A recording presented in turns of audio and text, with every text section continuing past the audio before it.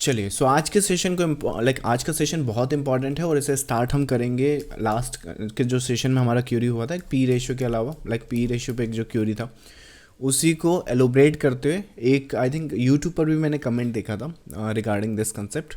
सो किस तरह से एज ए रिटेल ट्रेडर इसे यूज़ कर सकता है और एक्चुअली इसका यूज़ कैसे है, मतलब कि यहाँ पर आज का सेशन इंपॉर्टेंट इसलिए क्योंकि यहाँ पर आप एक्चुअल यूज़ देखोगे कि पी रेशियो को किस तरह से आपको अपनी ट्रेडिंग और इन्वेस्टिंग में यहाँ पर यूज़ करना है। ना कि यहाँ पर मैं आपको ये सिखाने बैठूंगा कि पी रेशियो का फार्मूला ये होता है ये होता है, आई मीन वो सब काम यहाँ नहीं करना है। यहाँ पर जो प्रॉपरली आप इम्प्लीमेंट कर सको मार्केट में सो दैट आप उसका वैल्यू ले सको, ना कि उसका टेस्ट दे सको। टेस्ट मतलब कि आपको एग्ज़ाम में पास आउट तो करना नहीं है कि चलो पी रेशियो का फार्मूला बताओ। As a matter of fact मुझे भी ढंग से याद नहीं है, मेरे हिसाब से शायद पी रेशियो का फार्मूला होता है करंट प्राइस। आई मीन मैंने शुरू में देखा था जब मैं अपनी स्टॉक मार्केट की जर्नी में स्टार्टिंग में था। सो करंट प्राइस होता है divided by I think EPS होता है या सो ये एक फार्मूला होता है। बाकी इसका कुछ करना धरना नहीं, छोड़ो। आजकल बहुत सारी वेबसाइट हैं जो अपने को पी रेशियो निकाल के दे देती हैं। जैसे सपोज करो आपके पास कैलकुलेटर आ गया है ना। अब आप अपने बिजनेस की दुकान पे एक एग्जांपल बता रहा हूँ आपको, आप वहाँ पर बैठे हैं। अब वहाँ पर मान लो बिलिंग का कंसेप्ट होता है, या फिर डी मार्ट का एग्जांपल ले लो, राइट। तो डी मार्ट में अच्छे बड़े सिस्टम होते हैं, लाइन लगती है और सिस्टम में आपकी जो भी बिलिंग होती है वो कैलकुलेट की जा सकती है आराम से। आप बस अपने नंबर पंच इन करो, आपको जो भी कितना डिस्काउंट है, क्या है, कितना कार्ड पर लगेगा, कितना ऑफ है, कितना नहीं है, कितना ये वो सब टोटल मिला के आपका जो भी वहाँ पर फॉर्मूला है वो एक नंबर आ जाएगा, राइट। तो ये तरीका आपने यूज़ करना। तो वहाँ पे क्या एक सेल्स का या जो भी वहाँ पे काम करता है एम्प्लॉई उसे खड़ा कर देते हैं, तो उसको एक ये इक्विपमेंट दे देते हैं, राइट। कि रादर देन उसे बोलते हैं कि भाई जो भी आए उसकी पर्ची देखना, फिर वहाँ पे स्कैन करना, स्कैन में फिर ये गुणा करना, ये भाग करना, फिर ये देखना, फिर कार्ड, और ऐसे करोगे क्या, राइट। प्रैक्टिकल वे में करना है। अब वो कैसे प्लस माइनस करते हैं फॉर्मूले को, किस तरह से डिस्काउंट लगाते हैं, किस तरह से वो मशीन जाने, अपने क्या करना, राइट। तो वैसे ही पी रेशियो के पीछे मत भागो, इसको निकालने में कुछ नहीं है, निकाल के करोगे भी क्या। बाकी इसको एक वेबसाइट है जिस पे हम किसी भी कंपनी के पी रेशियो देख सकते हैं। अगर आप वो इंटरेस्टेड हो देखने में तो रुको मैं आपको वो वेबसाइट बता देता हूँ।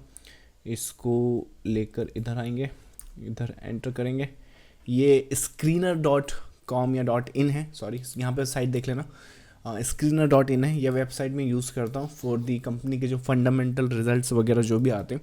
फॉर एग्जांपल चलो यहाँ पर अपन एक काम करते हैं, रिलायंस का देखते हैं। जब यहाँ पर रिलायंस पे आप आओगे तो यहाँ पे देखो आई थिंक पी रेशियो ये रहा। अब कैसे निकला, क्यों निकला, वो छोड़ दो, आपको मिल गया ना पी रेशियो बस। अब यहाँ से क्या करना है, क्योंकि एक्चुअल गेम तो यहाँ से स्टार्ट होगी। अब क्या करना वो देखो। सो पी रेशियो हमें पता चल गया है कि किस तरह से हमें अवेलेबल हो जाता है। अब इसका ट्रेडिंग और इन्वेस्टिंग में दो ग्रुप आपको मिलेंगे। एक तो वो है जो कहते हैं कि पी रेशियो हमारा किसी काम का नहीं है मार्केट में, इसका कोई संबंध नहीं है मार्केट से, यूजलेस। दूसरा ग्रुप ये मिलेगा कि अरे ये तो भगवान है, पी रेशियो जिसका ऊपर नीचे होगा नहीं, मतलब जिसका पी रेशियो ज़्यादा होगा मैं कल जाके उस स्टॉक को शॉर्ट करूँगा, पी रेशियो जिसका कम होगा उस स्टॉक को मैं बाई करूँगा। अब हम देखते हैं कि हम इनमें से कौन सा ग्रुप ज़्यादा सही है। मैं कहीं एक्चुअली बीच में हूँ यहाँ पे, मैं बताता हूँ उसको किस तरह से यूटिलाइज़ करता हूँ। नाउ पी रेशियो जो है वो, अगर आप कल का जो मार्केट है उसको कल का मार्केट में क्या करना है, और पी रेशियो जैसे 27 है, यूजुअली 25 के ऊपर पी रेशियो को ओवर बॉट बोल दिया जाता है, मतलब कि मार्केट कभी भी गिर सकता है, ऐसा कुछ सेंटिमेंट है मार्केट में। सो 25 के ऊपर तो ये 27 आ गया, तो इसका मतलब क्या है कि कल जाके रिलायंस को सेल कर दो। तो कल जाके अगर आपने रिलायंस को सेल कर दिया, एग्जाम्पल समझ रहा हूँ, रिलायंस के चार्ट पे चलते हैं, रिलायंस के चार्ट होगा ये वाला।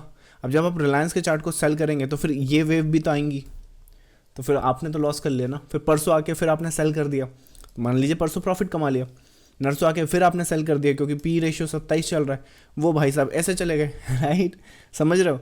तो पी रेशियो किस तरह से, पी रेशियो को आपको यूज़ करना है लॉन्ग टर्म पर्सपेक्टिव में या लॉन्ग स्विंग्स में, जहाँ पर आपका ट्रेडिंग या इन्वेस्टिंग हॉराइजन कम से कम 3 महीने से ऊपर का हो, ताकि वो चीज़ें फैक्टर इन हो जाए। 3 महीने से कम की जो भी आपकी ट्रेडिंग स्टाइल है उसमें अगर आप पी रेशियो यूज़ करोगे तो किसी काम का नहीं है। वो मार्केट जो करंट में इमोशन होते हैं ना, मतलब करंट सिनारियो में जो इमोशन, जो फियर, जो ग्रीड चल रहा है, उसके हिसाब से रिएक्ट करता है, ना कि आपके पी रेशियो। ऐसे तो आईटी सेक्टर का पी रेशियो तो आपको 115 112 के आसपास मिलेगा। और आईटी सेक्टर में अगर इन्फी का पी रेशियो देखते हैं, आईटी में क्या होता है कि यूजुअली जो पी है वो ज़्यादा होता है। सो ये लो 30 के ऊपर है, राइट? तो इसको तो फिर तो सेल ही कर दो। ऐसे कुछ पी आई थिंक मेरे हिसाब से, अगर हम यहाँ पे और देखें टीसीएस का पी देख लेते हैं। ये लो टीसीएस का देखते हैं, ये तो 32 पे आ गया, राइट? तो पी रेशियो का सही से यूज़ करने का क्या है, अगर आप किसी स्टॉक स्पेसिफिक पी रेशियो को एनालाइज करना चाहते हो, इस इंफॉर्मेशन का करोगे क्या, वो मैं बताता हूँ। इस इंफॉर्मेशन को ऐसे यूज़ करोगे, आपको वो सेक्टर एनालाइज करना है कि उस सेक्टर में कितना पी या कितना पी रेशियो अलाउ है। मतलब उस सेक्टर में जो हाईएस्ट पी है वो 25 तक जाता है कि 50 तक जाता है कि 100 तक जाता है या 10 तक जाता है। उस सेक्टर का जो भी एवरेज पी है, मान लीजिए एग्जांपल के लिए सपोज करें आईटी है, राइट? तो let's say 40 is normal, IT में 40 का कोई इशू नहीं। ना उस सिनारियोज के हिसाब से अगर 40 का पी रेशियो सेक्टर वाइज निकल कर आता है और आपने जो भी स्टॉक आइडेंटिफाई किया है वहाँ पर अगर आपको फ्यूचर ग्रोथ दिख रहा है, उसके बाद उसका जो पी है लेट्स से वो 28 के आसपास है, तो फिर इस इंफॉर्मेशन को आप इस तरह से यूज़ करोगे कि हाँ ये ओवरबॉट नहीं है, 25 के ऊपर है तो ओवरबॉट नहीं है, इसमें बाइंग अपॉर्चुनिटी देखी जा सकती है। समझ में आया? आई होप कि ये पॉइंट आपको समझ में आया हो कि किस तरह से उसको देखना है। तो सेक्टर से कंपेयर करना है आपके स्टॉक को, लेकिन उसमें फ्यूचर ग्रोथ होनी चाहिए या फिर मार्केट का जो कैपिटलाइजेशन है वो बढ़ा हुआ आपको दिखना चाहिए। अब वो कैसे दिखेगा वो आपके ऊपर अदर एनालिसिस है, मतलब कि स्टैंड अलोन पी रेशियो किसी काम का नहीं है। बाकी आपके जो भी एनालिसिस और जो भी आपकी वहाँ पर सेक्टर को एनालाइज करने के बाद जो भी इंफॉर्मेशन आई है उसको ये कंफर्म या रिजेक्ट कर सकता है, ठीक है? स्टॉक्स में इतना सा ही काम है पी रेशियो का, इस तरह से ही आप उसको देखोगे। इंडाइसेस की बात करें, कल की क्यूरी जो निफ्टी पर थी, निफ्टी का जो ओवरऑल पी रेशियो है मोस्ट प्रॉब्ली इसमें हम मानते हैं कि 15 से लेके 20 का जो, क्योंकि ये निफ्टी खुद अपने आप में सेक्टर है ना एक तरह का, उसमें आईटी भी है, अपना एनर्जी भी है, राइट, फाइनेंस भी है, बहुत सारी सेक्टर्स हैं। तो वो तो निफ्टी पूरा इंडाइसेस हो गया, आपका पूरा कंट्री हो गया। तो निफ्टी का हाई इतना हाई नहीं होता पी। निफ्टी में जो पी का रेंज है 15 से लेके 20, ये ऐसा बोला जा सकता है कि बहुत ज़्यादा ओवरसोल्ड हो गया है, बहुत ज़्यादा बेचा जा चुका है, ख़रीदने का टाइम है। और मुझे लगता है कि निफ्टी में 25 के ऊपर जो पी है, 25 से 30 की रेंज में जो होता है, यूजुअली यहाँ पर जो इन्वेस्टर्स हैं उन्हें थोड़ा सा कंसर्न हो जाना चाहिए, या फिर मार्केट में करेक्शन आ सकती है या क्रैश आ सकता है, जो भी सिनारियोज वहाँ पर देखने को मिलेंगे ना। निफ्टी का जो पी रेशियो है उसके लिए जो मैं वेबसाइट फॉलो करता हूँ, जो मुझे कल मिली नहीं थी, उसको भी आई थिंक आप जब ये यूट्यूब पर देखोगे ना तो उसके डिस्क्रिप्शन में मैं कोशिश करूँगा इन वेबसाइट को डालने की, ताकि आपको वहाँ पर मिल जाए। ये वेबसाइट है जो मैं निफ्टी की पी के लिए एंटिसिपेट करता हूँ, देखता हूँ कि करंटली वो कहाँ पर खड़ी है ना। उस हिसाब से यहाँ पर जो वेबसाइट है काफ़ी अच्छा है। सन 2000 से आपको मतलब हिस्टोरिक जो डाटा है उससे थोड़ा सा चेक कर सकते हो, एनालाइज कर सकते हो। हालांकि अगेन मैं कहूँगा कि ये पी रेशियो जो है ये मेरे जो भी एनालिसिस है उसको सपोर्ट करता है। ये किसी भी डिसीजन मेकिंग में प्राइमरी फैक्टर नहीं होता, क्योंकि मेरा जो टेक्निकल एनालिसिस है, जो चार्ट पैटर्न्स होते हैं उसमें मेरी कमांड ज़्यादा अच्छी है, दैट्स व्हाट आई फील।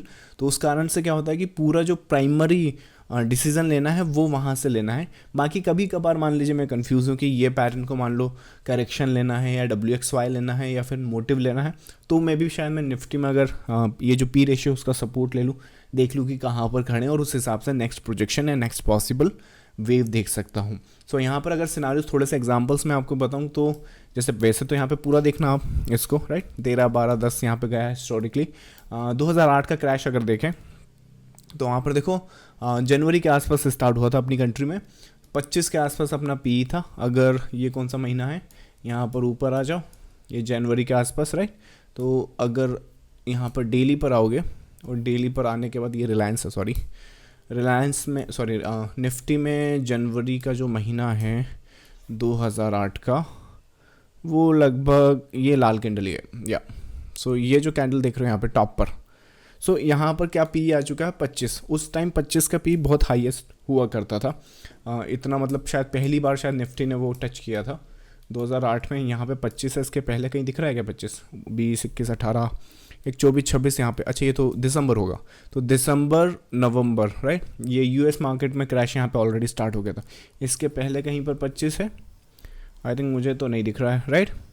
बाकी ये 2000 के आसपास जो क्रैश हुआ था। सो देखो जब जब क्रैश के आसपास आ रहे हैं अपन, 22-25 के आसपास आ रहे हैं, सन 2000 में भी .com क्रैश था राइट, तो वहाँ पे भी पी रेशियो थोड़ा हाई था।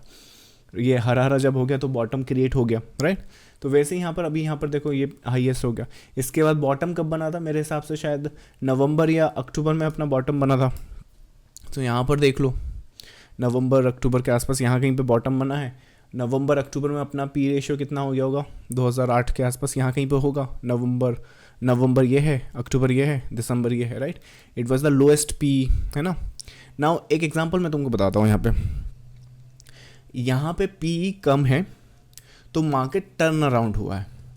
लेकिन यही चीज़ है जो आपको समझनी होगी कि जो इंटरनेट पे इन्फ्लुएंसर है वो आपको किस तरह से थोड़ा सा मैनिपुलेट कर सकते हैं। ये जो पी रेशियो देख रहे हो ये थोड़ा और गिर सकता था। As a matter of fact आपको वो इवेंट एक्चुअली एनालाइज करना पड़ेगा कि वो इवेंट में हुआ क्या क्या था। मेरे को एक्चुअली वो इवेंट की इन्फॉर्मेशन है, दैट इज़ द रीज़न मैं यहाँ पे बोल सकता हूँ कि ये जो पी रेशियो है कुछ पॉलिसीज़ थी जो लास्ट में यूएस ने इम्प्लीमेंट करी थी। तो उसकी वजह से क्या हुआ था कि मार्केट में, अगर आपको कभी वो स्टोरी जानना तो let me know, I conduct the session on that.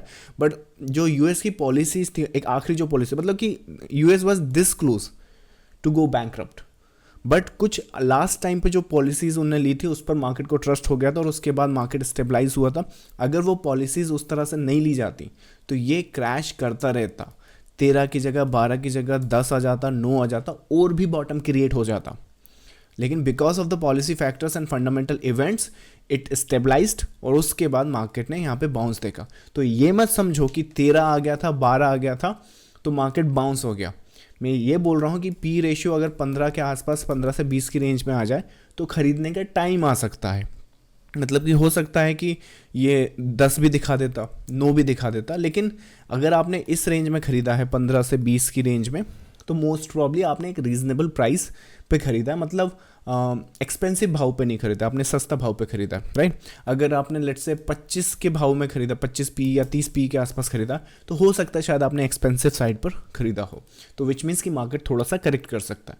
तो ये है पी रेशियो का फंडा, ना कि ये कि बस कूद पड़ो 13, 12, 10, 9 right. As a matter of fact चलो और देखते हैं यहाँ पर कितना कम हुआ। अगर 19 आई थिंक, फिर तो मार्केट 2010 के बाद तो इंडिया का टाइम अच्छा हो गया था, तो फिर वो जो मार्केट है कभी दोबारा जाएगा नहीं 10-12 पे। सो आई थिंक यूजुअली अगर देखें 15-12 इतना ही चल रहा है राइट। 2020 की बात करते हैं, कोविड के टाइम। कोविड कब आया था, 2019 में। 2019 में मेरे हिसाब से 19 ये रहा, दिसंबर ये रहा राइट। देखो शायद अपना दिसंबर के आसपास स्टॉप बना था राइट, तो उस टाइम 25 के ऊपर था। अब 25 के ऊपर देखो, कहने को अब आप बोल सकते हो, देखो यही तो बात है मैं बता रहा हूँ इन्फ्लुएंसर किस तरह से बताते हैं। देखो यहाँ पर कितना हाईएस्ट पी है, उसके बाद वो ये कौन बताएगा यहाँ पे, ये जुलाई में भी तो था हाईएस्ट पी, तो यहाँ से तो आया नहीं, यहाँ से तो आया नहीं, यहाँ से तो आया नहीं राइट। समझ रहे हो मैं क्या बोलने की कोशिश कर रहा हूँ। मतलब कि जब आप सपोर्ट रेजिस्टेंस को देखते हो ना तो वो वहीं पर दिखाते हैं कि यहाँ पर देखो, यहाँ पर स्पेसिफिकली देखो, रादर यहाँ क्या हुआ था, यहाँ क्या हुआ था, यहाँ क्या हुआ था राइट, यहाँ तो चला नहीं राइट। तो वैसे तो P ratio I mean it can give you the hint but it will not provide exact scenario. ऐसे तो यहाँ पे 40 भी हो गया था। अब इसकी 40 की भी स्टोरी है, अगर ये स्टोरी भी जानना है आपको कि यहाँ 40 क्यों था तो वो बता देता हूँ। हालांकि मैंने इस इन्फॉर्मेशन को किस तरह से यूटिलाइज़ करता हूँ, मेरे चार्ट पैटर्न्स पर अच्छी कमांड है। तो आई मीन जब करेक्शन यहाँ पर होता है, जैसे एग्जांपल के लिए एक ये वाला करेक्शन आइडेंटिफाई करते हैं, डेली पर आ जाओ। यहाँ पर 2021 में आपको बहुत सारे लोग यहाँ पर बोलते हुए सुन जाएंगे कि पी कितना है यहाँ पर, अक्टूबर 2021। चलिए अक्टूबर 2021 में देखते हैं। अक्टूबर 2021 में ये 27 के आसपास आ गया, वही कोविड का हाई के आसपास आ गया राइट, 21 के आसपास। अब यहाँ से करेक्शन स्टार्ट होगा, लेकिन करेक्शन स्टार्ट होने के बाद जो बॉटम यहाँ पर बनेगा, आई थिंक उसका स्नैपशॉट अगर मुझे मिल जाए तो देखता हूँ मैं। निफ्टी 2021 नवंबर का तो मिल रहा है, अक्टूबर का तो नहीं है। चलो नवंबर में देखते हैं क्या है। सो नवंबर में तो मेरे हिसाब से 1 आवर की एंटिसिपेशन है, वीडियो पब्लिकली अवेलेबल है, सो करेक्शन की ऑलरेडी एंटिसिपेशन यहाँ पे की जा रही है, तो फर्दर करेक्शन यहाँ पे एक्सपेक्ट किया गया था। ये करेक्शन किस तरह से, इसमें पी रेशियो का कोई सिनारियो नहीं था, मेरा पैटर्न रीड करने का इन्फॉर्मेशन ज़्यादा अच्छा है, तो उस हिसाब से मैंने यहाँ पे करेक्शन की एंटिसिपेशन करी थी। नाउ एक और बात, ये जब यहाँ पे बॉटम बनेगा, एक एग्जाम्पल समझ रहा हूँ, सपोज करो आप नए नए टेक्निकल एनालिसिस को यूज़ करना सीखे हो, यहाँ पर आपको एक एग्जांपल समझो, मुझे तो चलो ये दिख रहा है, तुम्हें मान लो ये मोटिव है A B C D E, इस तरह से कुछ दिख रहा हो, है ना। अब आप श्योर नहीं हो कि ये यहाँ तक तो चलो अपन सिंक्रोनाइज कर रहे हैं, लेकिन यहाँ पर कौन सही है, तो यहाँ पर आप क्या कर सकते हो कि यहाँ पर देखो कि क्वालिटी पी जो है निफ्टी इंडाइसेस का वो क्या है, क्या वो हाईएस्ट साइड पर है 25 से 30, 40, 22, 35 क्या है पी, या फिर वो बाइंग साइड पर है 15 से 20, 10, 12, 18, राइट। वो जो भी पी यहाँ पे बन सकता है और जो भी सिनारियोज आपको दिखा रहा है, उस हिसाब से फिर आपकी इसकी कैलकुलेशन बना सकते हो। मतलब कि अगर मान लो पी जो है वो आपका बाइंग साइड पर है, तो फिर आपको ये मूवमेंट यहाँ पर देखना चाहिए। अगर मान लो वो आपका एक्सपेंसिव साइड पर है, तो आप ये मूवमेंट तो देखो, लेकिन फिर आप यहाँ पर ये मूवमेंट एंटिसिपेट कर सकते हो, कंफर्मेशन आप ले सकते हो, राइट। तो वो एक सिनारियोज यहाँ पर देख सकते हो। इसमें एक जैसे एक और यहाँ पे एग्जांपल लूँ, यहाँ पे तो खैर मुझे फिर अगेन वही बात है कि मुझे यहाँ पे हाइस दिख रहे थे, हाइस यहाँ पर क्या है जून 2022 ना, चलो देखते हैं 2022 में क्या सिनारियो है। जून के आसपास क्या अपडेट किया था मैंने जून में, जून 22 जून 23 जून, इंट्राडे है क्या, ये तो इंट्राडे ही लग रहा है। रुको ये वाला देखते हैं, एक ही है, ये वाला देखते हैं, ये भी एक ही है, ये वाला, ये तो चैनल मेंबर का है, ये वाला भी सेम है।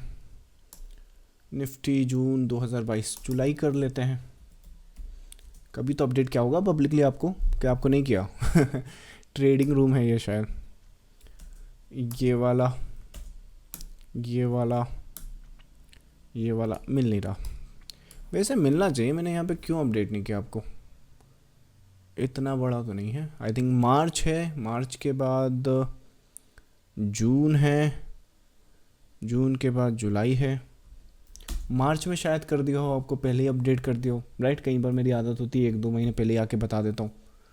वो देख लेते हैं 5 मार्च, ये तो 5 मार्च का है, मिल तो रहा है मुझको, लेकिन वो शायद ये वाला मिल रहा है, ये वाला जो है शायद ये वाला है 5 मार्च का, हाँ 5 मार्च का वही है, तो शायद अप्रैल में अपडेट किया हो आपको, राइट। करा तो है मुझे जहाँ तक याद है, ऐसा कैसे हो सकता है, राइट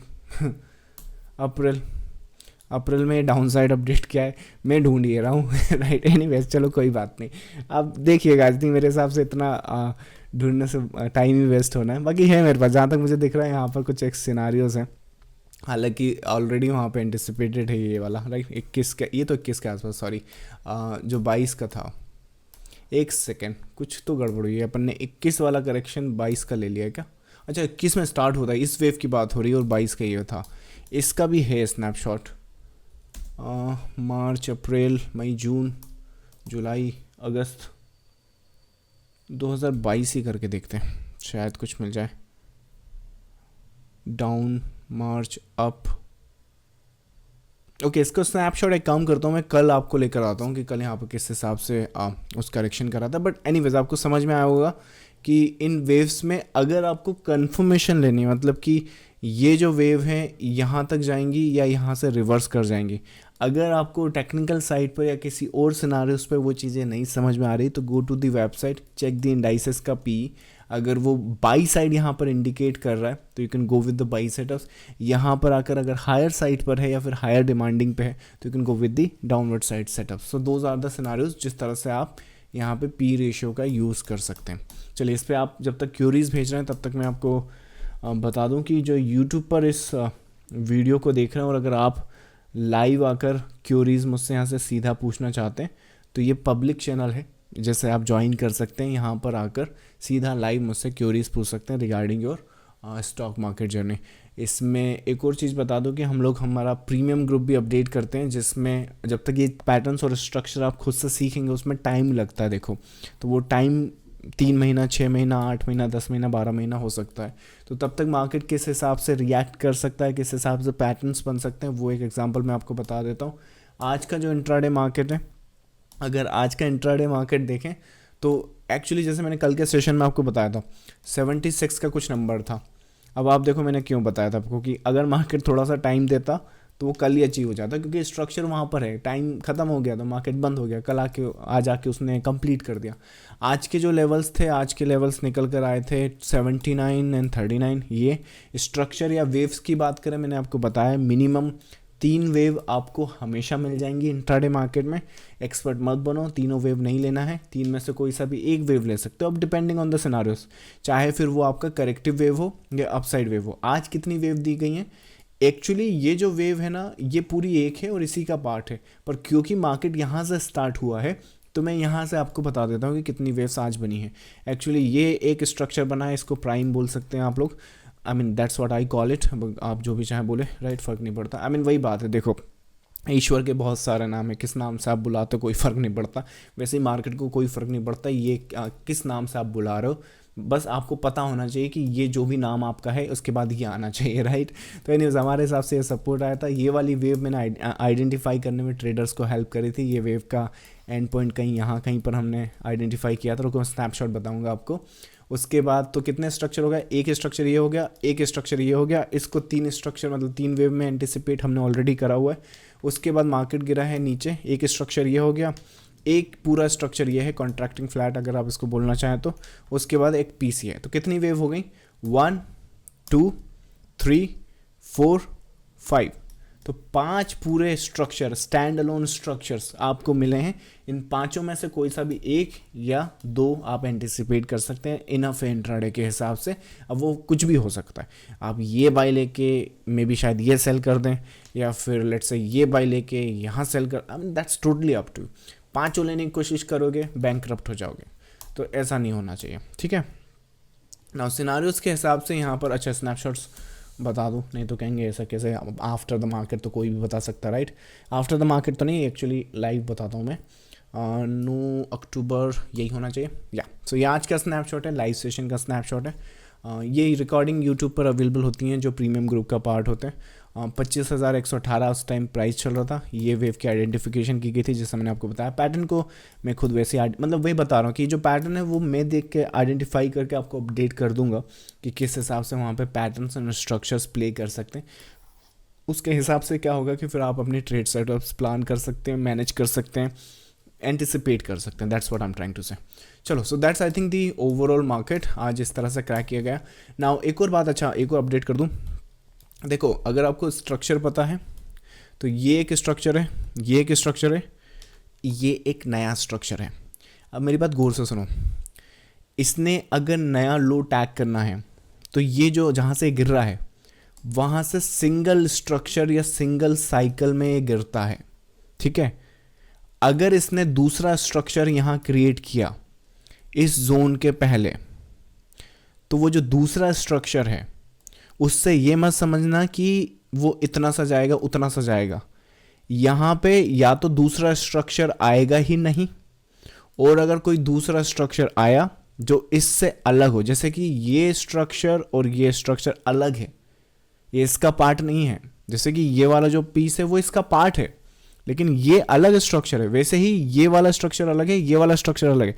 तो कोई नया स्ट्रक्चर अगर क्रिएट होता है तो उसको मिनिमम इतने के लिए रखना है। यहाँ पे कोई एक नंबर है, मेरे को आई थिंक अभी के लिए स्नैपशॉट नहीं है इसी में, लेकिन यहाँ पर कहीं ऊपर एक नंबर, ये रिकॉर्डिंग अगर देखोगे तो पता चलेगा, तो ऑलरेडी बता चुका हूँ मैं वो ग्रुप में, पर ये बता रहा हूँ आपको, हिंट दे रहा हूँ कि क्या एंटिसिपेट आपने करना है। So find the new structure and, और डोंट फाइंड इट, आप फाइंड मत करो, मार्केट को देखो किस तरह से बनता है। एक एग्जांपल चाहूँ तो यहाँ पे दिख रहा है, ये देखा, दूसरा स्ट्रक्चर बने तो go for that. Okay, so that's the scene and scenarios for the Nifty at the moment. Now चलिए क्यूरीज आपके आंसर करते हैं। सेशन आज लगता है थोड़ा लंबा हो जाएगा क्यूरीज का आंसर करने में, मैं कोशिश करूँगा जितना क्यूरीज ले सकूँ, अदरवाइज हम कल रखते हैं फिर बाकी queries. Sir I am a beginner in the stock market, तो इन्वेस्टिंग से स्टार्ट करूं या ट्रेडिंग से? इन्वेस्टिंग से स्टार्ट करूं या ट्रेडिंग से? बिगिनर हैं आप, मेरे हिसाब से लर्निंग से स्टार्ट कीजिए राइट। ट्रेडिंग के बारे में सीखिए, इन्वेस्टिंग के बारे में सीखिए। बाकी once you have enough knowledge, देखो इन्वेस्टिंग मुझे लगता है कि आनी सब चाहिए, पर अगर आप स्टॉक मार्केट को सीरियसली लेना चाहते हो, मतलब कि एक्चुअली से सेकेंडरी कुछ एक्टिवली मार्केट को अगर ट्रैक करने वाले हो ना, तो मुझे लगता है कि ट्रेडिंग पे आपको फोकस करना चाहिए। पर ट्रेडिंग सोच समझ के करना, यहाँ आपको पता नहीं चलता है कि कब आप स्पेकुलेशन करने लगते हो। तो मैं ये नहीं बोल रहा हूँ कि ट्रेडिंग आपको इनकरेज कर दूँ, आपको ट्रेडिंग की दुनिया में ले आऊँ और फिर आप यहाँ आके गालियाँ दो, राइट? तो वो ठीक नहीं है। समझो मैं बोल क्या रहा हूँ। अगर आप इन्वेस्टिंग में जाओगे तो पहली चीज़ आपके पास अच्छी नेटवर्थ होनी चाहिए, ठीक है? मैंने कई लोगों को देखा है जो आईपीओ में इन्वेस्ट करते हैं, अपने 15-25 हज़ार को 50,000 75,000 बना लेते हैं। मुझे बताओ उस 15-75 हज़ार में करोगे क्या? तुम ज़िंदगी भर चला लोगे? तो इन्वेस्टिंग में फंड चाहिए। अगर थोड़ी कैपिटल ढंग की हो तो थोड़ा चल जाए। मतलब देखो, मार्केट में डबल करना ट्रिपल करना पैसा वैसे ही डिफिकल्ट है, और जब आपको अपॉर्चुनिटी मिल भी रही है तो कितना डबल कर पा रहे हो? 15,000 रुपये रख लो, आपके 15,000 नहीं करते तो भी ठीक था। जिंदगी में कौन सा फ़र्क आ गया? तो इन्वेस्टिंग के साइड आप जा सकते हैं अगर आपके पास कैपिटल आ चुकी है।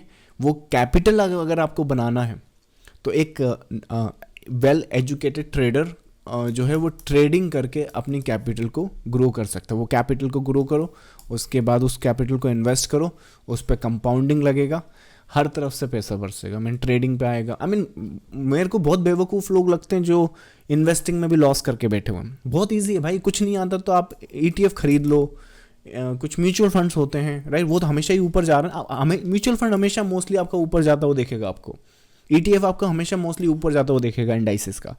आपसे बाई नहीं हो रहा है कहाँ? टॉप पे भी खरीदोगे ना तो भी आपको फ़ायदा होगा। तो investing is the easiest thing. But investing का अगर एक्चुअल बेनिफिट लेना है, कंपाउंडिंग का एक्चुअली आपको बेनिफिट लेना है, तो कैपिटल होनी चाहिए। अगर झुनझुनवाला ने टाइटन में आज 45-50 हज़ार करोड़ की जो नेटवर्थ है वो बनाई है, तो आप ये मत भूलो कि उसने इन्वेस्ट कितना किया था। अब मैं नहीं बताऊंगा, आपको फिगर आउट करो कितना इन्वेस्ट किया था, आपके होश उड़ जाएंगे। जितना उसने इन्वेस्ट किया था ना, उतना तो आप सोच रहे होगे अभी कि मेरे पास इतना आ जाए। समझ रहे हैं? तो उस चीज़ को समझो। चलो नेक्स्ट है आपका, sir once you told there can be only 3 waves in the impulse instead of 5, sir in this case how can we know whether the impulse will have next motive wave 5 or third or not? Doesn't it create doubt in the mind as we say we have fifth or waves and finished after third? अच्छा, question I think third, मैं question को refresh कर देता हूँ। Question ये पूछा जा रहा है कि लाइक अगर वेव इस तरह से होगी तो यहाँ पता कैसे चलेगा कि पांचवा बनेगा कि नहीं बनेगा? तो मैं भी तो वही बोल रहा हूँ कि एलियट वो ही तो बोलता है कि यहाँ पर अगर पांचवा नहीं बना तो वो ट्रंकेशन बोल के इसको जस्टिफाई करने लगोगे, राइट? एक और अच्छा एक आज एग्जांपल समझ ही लो। फ्लैट, ठीक है, क्या होता है मुझे बताओ ज़रा। Regular flat, expanding flat, running flat, है ना? 3 ऑप्शन है। रेगुलर फ्लैट सा होता है। रनिंग फ्लैट में मेरे हिसाब से नीचे टैग नहीं होता। एक्सपेंडिंग फ्लैट में ऊपर भी टैग होता है, नीचे भी टैग होता है। अब मुझे एक बात बताओ, यहाँ पर तुम हो, तुम्हें कौन बताएगा ये रनिंग बनेगा, एक्सपेंडिंग बनेगा, रेगुलर बनेगा? अब एलिट क्या बोलेगा? ये भी हो सकता है, ये भी हो सकता है, ये भी हो सकता है। तो कंफ्यूजन हो गया ना राइट? तो वो तो हर जगह जा रहा है ना। अब वो उसमें फिर आप वो जस्टिफाई करने बैठ जाओ उसको, इसमें 5 हो गई तो ये हो जाएगा, इसमें 3 हो गई तो वो हो जाएगा, इसमें 3 हो गई 5, समझ रहे हो? वो आप कुछ भी जस्टिफिकेशन दे दो, आप कोई सा भी स्नैपशॉट ले आओ, मैं आपको उसका अगेन, मतलब इसमें 5 हो गई तो भी मैं आपको बता दूंगा इसमें इस तरह से करके वो इस तरह से चला जाएगा। मतलब इसमें सी वेव में आपके 3 वेव दिखाएगा, उसके बाद ऊपर साइड की तरफ चला जाएगा। So what I am trying to say कि कन्फ्यूजन है, उस कन्फ्यूजन को दूर करने के लिए मैंने क्या मेथड निकाला है? I follow the cycle method. Cycle method मतलब कि जैसे कि कोई वेव है, आज के एग्जाम्पल लेते हैं, तो उसका प्री डिफाइन कोई एंड स्ट्रक्चर है, एंड पॉइंट हम लोग एंटिसिपेट करते हैं। जैसे इस वेव का इंट्राडे एंटिसिपेशन इस लेवल के आसपास आ रहा है। अब इसमें 3 वेव भी हो सकती हैं, 5 वेव भी हो सकती हैं, और एक और बात बताता हूँ, 1 वेव भी होती है, एक सिंगल वेव। सिंगल वेव देखना है आपको? डेली पर आओ, रुको, दिखा सका तो दिखा देता हूँ। या सो यहाँ कहीं पर ये तो फिर भी आई थिंक मेरे हिसाब से अब इसमें भी लोग जस्टिफाई करना जाएंगे कि ये ऐसा है, ये ऐसा है, ये ऐसा है, राइट। टाइम फ्रेम चेंज करके अगर तुम कुछ कैलकुलेट कर रहे हो तो तुम मुझे बताओ यहाँ पे कितनी वेव प्रूफ करनी है, मैं कर दूंगा। 10 वेव प्रूफ करनी है, 5 वेव प्रूफ करनी है, 4 वेव प्रूफ करनी है, 7 वेव प्रूफ करनी है, 108 वेव प्रूफ करनी है। मेरे को अगर आपने अलाउ किया कि मैं टाइम फ्रेम चेंज कर सकता हूँ तो मैं यहाँ वही प्रूफ कर दूंगा जो मैं प्रूफ करवाना चाह रहा हूँ।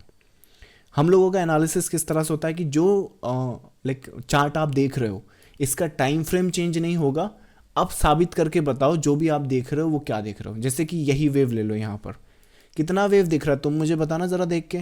आंखें फूट गई होंगी तो 3-5 दिखेंगे आपको, मुझे तो एक ही दिख रहा है। और तुमने अगर मुझे टाइम फ्रेम चेंज करने को कहा तो मैं कुछ भी साबित कर दूंगा। मैं 3 भी साबित कर दूंगा, मैं 5 भी कर दूंगा, 9, 12, 11 जो भी आपने करना है। मुझे वहां एक दिख रहा है तो तुमको क्यों नहीं दिख रहा? एक ही है वो। यहां कितनी है? एक है। तो मोटिव जो वेव होती है वो एक वेव का भी होता है, 3 का भी होता है, 5 का भी होता है, इससे ज़्यादा नहीं जाते हम। होने को तो और भी चला जाएगा, पर जैसे कि जो ह्यूमंस होते हैं ना वो 1, 3, 5 में ठीक ठाक समझ जाते हैं। इसके ऊपर अगर नंबर बढ़ाओगे तो कन्फ्यूजन क्रिएट हो जाएगी। तो अब इस कन्फ्यूजन को दूर करने का मतलब क्या एंटिसिपेशन है, ये जो वेव है वो 5 में आए, 3 में आए, क्या फ़र्क पड़ता है? आपको ये पता होना चाहिए ना कि यहाँ एक वेव आ सकती है जिसका स्टार्टिंग पॉइंट ये हो सकता है और एंड पॉइंट मान लीजिए यहाँ पर ढूंढा, यहाँ ढूंढा, यहाँ ढूंढा। समझना मैं क्या बोलने की कोशिश कर रहा हूँ? जैसे आज का ही एग्जांपल ले लो, आज का स्नैपशॉट हमने ये देखा, इसमें कितनी वेव एंटिसिपेट की जा रही है? 1, 2, 3। लेट्स से 1, 2, 3, 4, 5 हो गया तो क्या दिक्कत है भाई, पैसा तो आ गया ना। Let's say 1, 2, 3, 4, 5, 6, 7, 8। लेट्स से 1 एक ही में चला गया वो, तो मैं पैसे वापस कर दूं उसको मार्केट। अरे सर मैंने तो 3 वेव में आपको एंटिसिपेट करा था, आपने मुझे 1 वेव में कैसे दे दिया पैसा? वापस रखिए, वापस रखिए। तो ऐसा कुछ। तो this is how I follow the market. मैं इस तरह से मार्केट को फॉलो करता हूँ रादर देन दी। मैंने जैसे कल की आई थिंक सेशन में भी कहा था कि जो बुक है उसे कॉन्स्टिट्यूशन की तरह पढ़ना है, ना कि रादर कि उसमें जो लिखा है उसको बस रैंडमली आप फॉलो करे जा रहे हो या फिर बस ब्लाइंडली फॉलो करे जा रहे हो, राइट।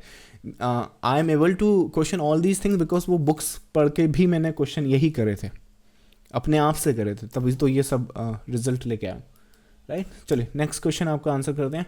वेव्स में फिबोनाची का कितना यूज़ है? बहुत यूज़ है। आई थिंक वेव्स में फिबोनाची, किसी भी वेव का स्टार्टिंग पॉइंट या एंड पॉइंट में अगर आप लाइक फिब लगाओगे तो आप उसका एंटिसिपेशन कर सकते हो ना। फिब लगाने का तरीका सबका अपना अपना अलग होता है, राइट। वो एक सिनारियोज है।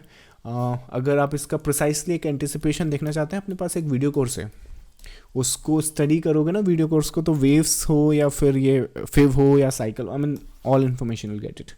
चलो नेक्स्ट क्वेश्चन है आपका, पी रेशियो से मल्टी बैगर भी सर्च होता है क्या? पी रेशियो से मल्टी बैगर सर्च नहीं होगा। पी रेशियो से मैंने जो बताया आपको शुरू में वही सर्च होगा। पी रेशियो से अगर आप मल्टी बैगर सर्च कर पा रहे हो तो फिर पूरी दुनिया वही करने लगती। आई थिंक साइकिल से हो सकता है। साइकिल से क्या होगा, देखो वेव से आपको चढ़ने को मिलेगा और प्री डिफाइन आपको कोई लेवल मिल जाएगा।